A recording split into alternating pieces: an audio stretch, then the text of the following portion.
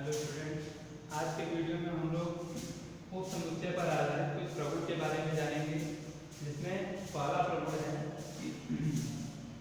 यदि यदि समुच्चय ए में m अवयव है तब ए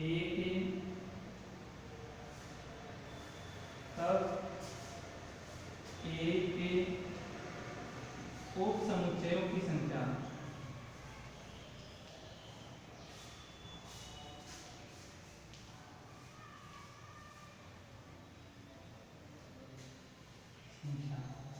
अभी देखिए, यदि एक समुच्चय ए है जिसमें m अवयव है तब ए के उप समुच्चयों की संख्या कितनी है? समुच्चय ए के कितने उप समुच्चय बना सकते हैं?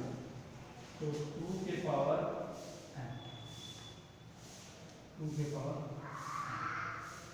चलिए इस पर आधारित एग्जांपल भी दिखाएंगे कि कैसे 2 की पावर मतलब कितना हो सकता है। ठीक है, चलिए तो ये तो हो गया पहला नियम कि अगर किसी समुच्चय ए में m अवयव दिया है तो उस समुच्चय में उस समुच्चय में कितने उप समुच्चय बन सकते हैं उसकी संख्या कैसे ज्ञात करेंगे? 2 की पावर n से ज्ञात करेंगे। ठीक, अगला नियम फाई ऐसे लिखे रिक्त समुच्चय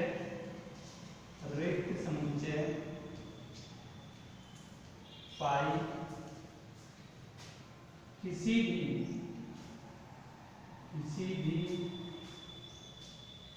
समुच्चय का उप समुच्चय होता है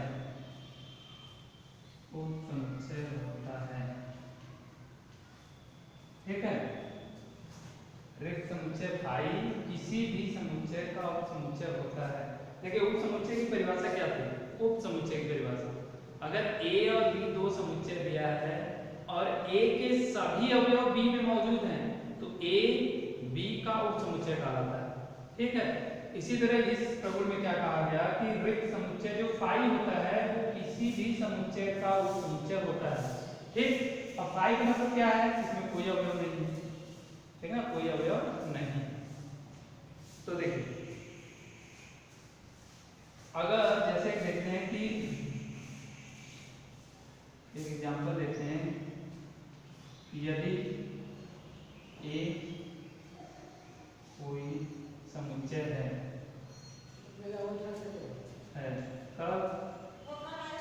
तब फाई सबसेट ऑफ ए ठीक, अब क्यों होगा? देखिए परिभाषा कैसे देंगे कि ये रिक्त समुच्चय है तो इस समुच्चय में ऐसा कोई अवयव नहीं है जो ए में ना हो। फाई एक समुच्चय है जिसको रिक्त समुच्चय कहते हैं, तो इस समुच्चय में कोई ऐसा अवयव नहीं है जो ए में ना हो, यानी फाई के सभी अवयव ए में मौजूद हैं। इसका मतलब ए क्या है? हाँ, फाई क्या है? ए का उप समुच्चय है। ठीक, तो इस तरीके से कह सकते हैं कि फाई किसी भी समुच्चय का उप समुच्चय हो सकता है। ठीक है, अब आते हैं अगला नियम या अगला प्रगुण क्या है कि कोई समुच्चय, देखिए अगला प्रगुण ये है कि कोई समुच्चय स्वयं का भी उप समुच्चय होता है। अगला अगर प्रगुण लिखें तो लिखेंगे कि समुच्चय ए, अगर लेते हैं समुच्चय ए तो समुच्चय ए स्वयं का भी उप समुच्चय होता है। ठीक है, अर्थात ए सबसेट ऑफ ए स्वयं का क्या है?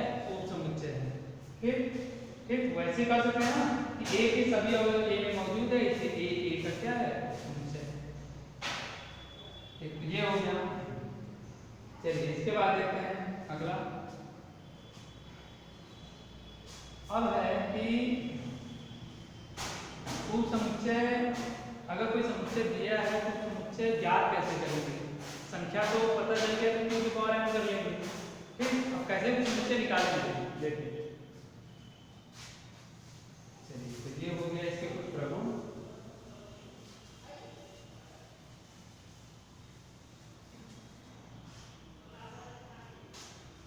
चलिए एग्जाम्पल देखते हैं। एग्जाम्पल क्या है कि यदि समुच्चय ए है जिसमें अवयव है ए बी सी,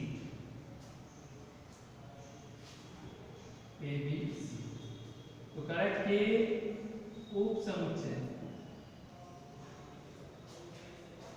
लिखिए। कह दिया क्वेश्चन में कि एक समुच्चय ए है जिसमें अवयव ए बी सी है, करें इस आकृति के इस समुच्चय ए के उप समुच्चय लिखिए। इस समुच्चय का हमें क्या लिखना है?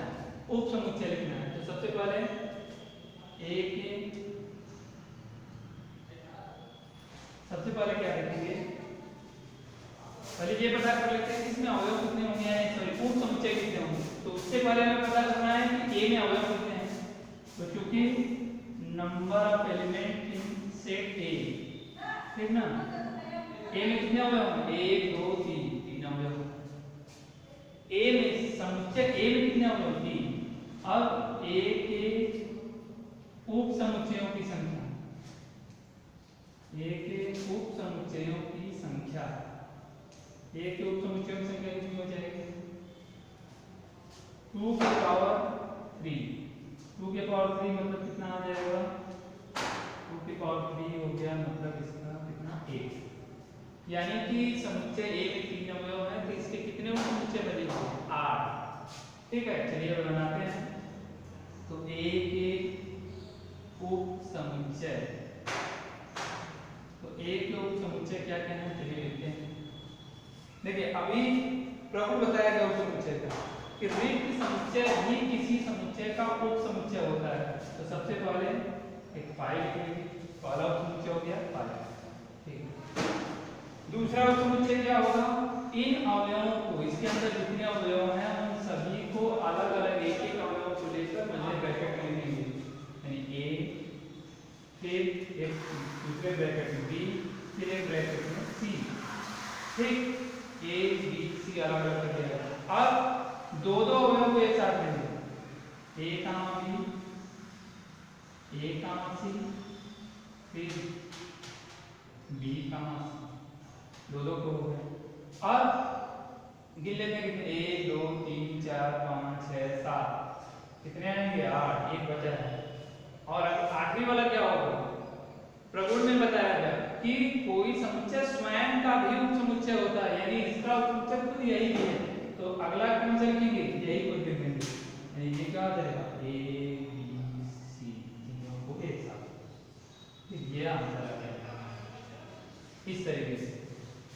तो इस तरीके से किसी भी दिए हुए समुच्चय का उप समुच्चय ज्ञात कर सकते हैं। करना क्या है?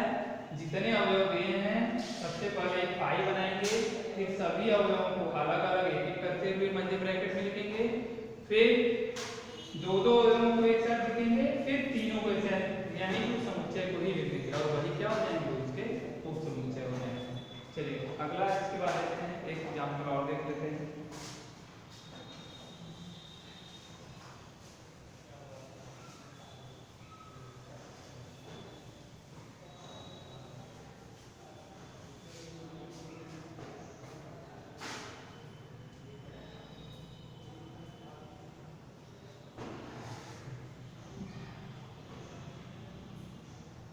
यदि a इक्वल टू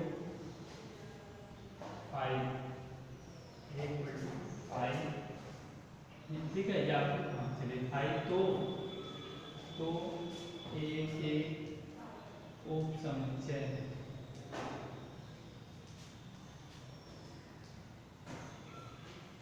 लिखिए। चलिए क्या होंगे a के उप समुच्चय? अब a के उप समुच्चय लिखना है, तो सबसे पहले वही अब समुच्चय में अवयव कितने हैं, तो चूंकि number of element in set A equal to कितना, एक ऐसा समुच्चय है रिक्त समुच्चय, रिक्त समुच्चय मतलब इसमें अवयव संख्या 0, इसलिए ए के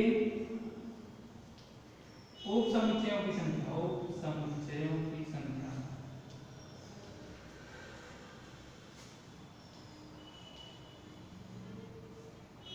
ए के उप समुच्चयों की संख्या कितना, 2 के पावर कितना, समुच्चय में अवयवों की संख्या, समुच्चय में अवयवों की संख्या कितना है 0, 2 के पावर 0 कर लो, 2 के पावर 0 यानी इसका मान कितना 1, यानी कि इस समुच्चय ए का कितना उप समुच्चय बनेगा, केवल एक उप समुच्चय, ठीक है, ए के उप समुच्चय, ठीक, क्या होंगे, पहले बताया गया कि कोई भी समुच्चय दिया रहेगा पहला उप समुच्चय कौन सा लिखेंगे, फाई लिखेंगे, ठीक, फिर आगे हमें देखना है तो उसके अंदर जितने अवयव होंगे उनको अलग अलग एक एक अवयवों को लेते हुए एक एक ब्रैकेट में लिखेंगे, लेकिन फाई या रिक्त समुच्चय इसके अंदर कोई अवयव है ही नहीं, तो कौन सा उप समुच्चय बना, एक उप समुच्चय फाई, ठीक है। चलिए तो ये नियम हो गया, या एक कुछ हम लोग प्रभुड़ जाने और कुछ एग्जाम्पल देख लिए उप समुच्चय पर आधारित। अब इस पर आधारित जो एक दो और नियम है उसको हम लोग अगले वीडियो में देखेंगे, ठीक।